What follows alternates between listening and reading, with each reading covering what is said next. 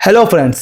हम लोग 1 अप्रैल से वेट कर रहे थे कि न्यू इनकम टैक्स का एक्ट आने वाला है, बट पर्दे के पीछे एफएसएसएआई ने भी एक बहुत बड़ा चेंज कर दिया है। और ये चेंज जो भी फूड लाइसेंस में रजिस्ट्रेशन लेने की सोच रहे थे या जो लोग फूड में ऑलरेडी रजिस्टर्ड हैं उनके लिए ये बहुत ही बड़ा और बहुत ही अच्छा चेंज है। बिकॉज लिमिट जो है वो चेंज हो चुकी है रजिस्ट्रेशन करने की। जी हाँ फ्रेंड्स, पहले जो लिमिट थी उसको डिस्कस कर लेते हैं ताकि जो नई लिमिट चेंज हुई है उसके साथ हम उसको कंपेयर कर सकें। देखिए, फूड का जो लाइसेंस होता है ना, वो 3 कैटेगरी में डिवाइड होता है और ये डिपेंड करता है कि आपका टर्नओवर कितना है। जैसे पहले अगर आपका टर्नओवर अप टू 12 लाख था तो आप रजिस्ट्रेशन करवाते थे, फूड में रजिस्ट्रेशन करवाते थे। आपका टर्नओवर 12 लाख से 20 करोड़ के बीच में होता है तो आपको नीड होती है स्टेट लाइसेंस की। और अगर आपका टर्नओवर 20 करोड़ को क्रॉस कर जाता है तो फिर आपको नीड होती थी सेंट्रल लाइसेंस की। ये लिमिट थी पुरानी, ठीक है। अब उस लिमिट में बहुत बड़ा अपग्रेड हो गया है और बहुत बड़ी रिलीफ हो गई है जो छोटे फूड ऑपरेटर हैं, जो छोटे मोटे बिजनेसमैन हैं उनके लिए। तो जो लिमिट थी रजिस्ट्रेशन की जो 12 लाख तक थी उसको चेंज करके सीधा बढ़ा दिया गया है 1.5 CR। जी हाँ, 1.5 करोड़ तक जो स्मॉल वेंडर्स हैं, जो लोग होम किचन चलाते हैं जैसे जो क्लाउड किचन वगैरह वाले हैं, तो उनको ध्यान में रखते हुए अब जो रजिस्ट्रेशन की लिमिट है वो 1.5 करोड़ है। और अगर आपको ध्यान हो तो जीएसटी में कॉम्पोजिशन की भी यही लिमिट है, तो कहीं ना कहीं जीएसटी में भी उनको छोटा बिजनेसमैन बोला जाता है या माना जाता है। अब फूड लाइसेंस में भी वो छोटे वेंडर्स माने जाएंगे। अप टू 1.5 CR तक उनको सिर्फ रजिस्ट्रेशन ही अप्लाई करना है और रजिस्ट्रेशन बहुत इजीली मिल जाता है। तो ये एक बहुत बड़ा चेंज है। दूसरा है स्टेट लाइसेंस का। अब वो जो 12 लाख से ऊपर की लिमिट थी ना, अब वो बढ़ के हो गई है भाई 1.5 करोड़ से 50 करोड़ तक।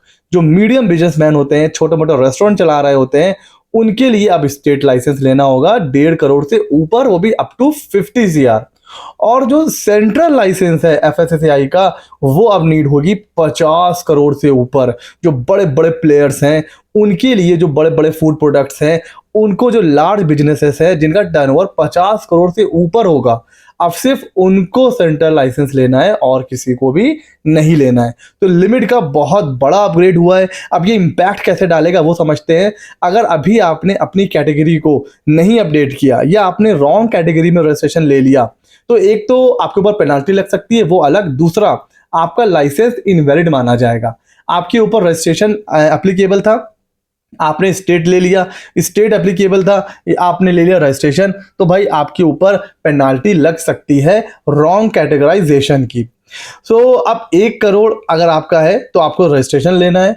10 करोड़ मान लीजिए टर्नओवर है तो आपको स्टेट लाइसेंस लेना है। और अगर 50 करोड़ से ऊपर है फिर आपको लेना है सेंट्रल लाइसेंस, जो बहुत बड़ा रिलीफ है यहाँ पर। तो अब आपको अपना टर्नओवर चेक करना है सर, और अगर नीड है तो आप अपवर्ड जा सकते हो या डाउनवर्ड आ सकते हो। सर इसका मतलब क्या है? इसका मतलब ये है, सपोज आपका टर्नओवर था 12 लाख से ऊपर, मतलब 50 लाख था, तो ओल्ड लिमिट के हिसाब से आपने स्टेट लाइसेंस अप्लाई कर दिया क्योंकि आपका टर्नओवर था 50 लाख। अब 1 अप्रैल के बाद आप फिर से रिव्यू करोगे, आपका टर्नओवर मान लीजिए 55 लाख हो गया है। तो अब ये जो 55 लाख है, पहले आपने स्टेट लाइसेंस लिया था बट अब आपके ऊपर रजिस्ट्रेशन एप्लीकेबल है, तो क्या आप डाउनवर्ड जा सकते हो? सर बिल्कुल जा सकते हो।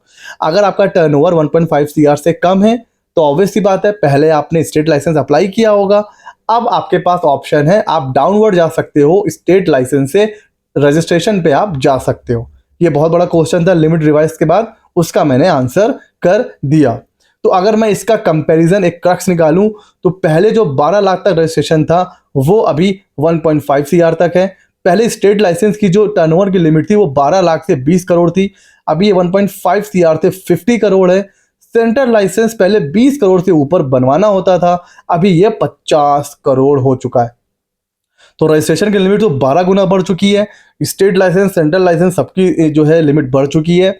स्मॉल बिजनेस के लिए बहुत बड़ा, ये आप कह सकते हो कि एक रिलीफ है और कंप्लायंस का बर्डन कम हो जाएगा बिकॉज रजिस्ट्रेशन बहुत इजीली मिल जाता है, कोई वहाँ पर कंप्लायंस भी नहीं करना होता है। तो स्टेट लाइसेंस के लिए डॉक्यूमेंट्स भी ज़्यादा लगते हैं, टाइम भी ज़्यादा लगता था, तो वो सारी चीज़ें कहीं ना कहीं वहाँ पर नहीं करना होगा। तो एज अ सीए या एज अ टैक्स प्रैक्टिशनर आप क्लाइंट का टर्नओवर रिव्यू करिए, अपना अगर कैटेगरी को एडजस्ट करना है तो उसको एडजस्ट करिए, पेनाल्टी से खुद को बचाइए। तो बहुत ही अच्छी चीज़ है, ईज ऑफ डूइंग बिजनेस को लेकर के ये स्टेप उठाया गया है, बहुत टाइम से नीडेड था। और लोग समझ रहे थे कि 12 लाख से बहुत ज़्यादा 20 लाख 30 लाख करेंगे, बहुत ज़्यादा 50 लाख करेंगे, बट यहाँ पर सीधा 1.5 CR कर दिया है, जो मेरे हिसाब से बहुत बढ़िया है और ये मतलब इनफ लिमिट है रजिस्ट्रेशन के लिए। तो ये एक बहुत बड़ा वेलकम चेंज है। ये चेंज आपको कैसा लगा ज़रूर बताइएगा, वीडियो कैसा लगा ज़रूर बताइएगा। ऐसे ही मज़ेदार और इंटरेस्टिंग टॉपिक्स के लिए हमारे चैनल CA Mitra 24 को सब्सक्राइब कर लीजिए। मिलते हैं अगले नॉलेजेबल वीडियो में।